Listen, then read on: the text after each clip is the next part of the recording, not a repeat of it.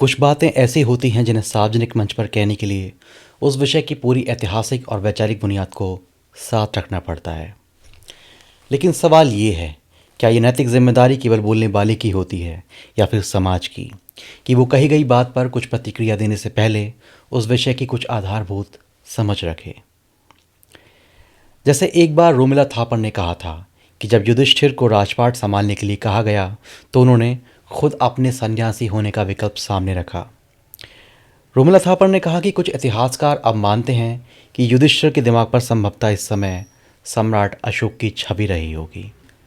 जाहिर है ये बात समाज में किसी मिसाइल की तरह गिरी। रोमिला थापर और देवदत्त पटनायक दोनों ने इस बात को समझाते हुए कहा कि महाभारत कोई एक व्यक्ति द्वारा एक समय में लिखी गई किताब नहीं बल्कि एक विकसित होती हुई परंपरा है। इसलिए उसमें बाद के युगों के मूल्य और आदर्श स्वाभाविक रूप से शामिल होते हैं। ऐसे में युधिष्ठिर के चरित्र में अशोक जैसी नैतिकता दिखना कोई असामान्य घटना नहीं है। देवदत्त पटनायक ने यह भी कहा कि भारत में ये लोक कथाएं समय के साथ बदलती हैं। हर युग अपने नैतिक आदर्शों को पुराने पात्रों पर आरोपित करता है। यही पुराण कथा की परंपरा है। सवाल यह है कि क्या रोमिला थापर को ये सारी बातें किसी सफाई की तरह अपने स्टेटमेंट को कहने से पहले ही कह देनी चाहिए थी, या समाज में ऐतिहासिक दृष्टिकोण को फैलाने की जिम्मेदारी खुद समाज की होनी चाहिए?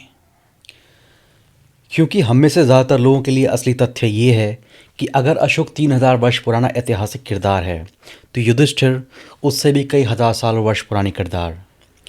ऐसे में युधिष्ठिर पर अशोक का प्रभाव कैसे हो सकता है, जबकि रोमिला थापर के मायने शायद ये थे कि युधिष्ठिर की कथा लेखन पर अशोक का क्या प्रभाव रहा हो सकता है, क्योंकि इतिहास लेखन पर इस तरह का प्रभाव इतिहास लेखन की प्रक्रिया की सबसे अपरिहार्य घटना है।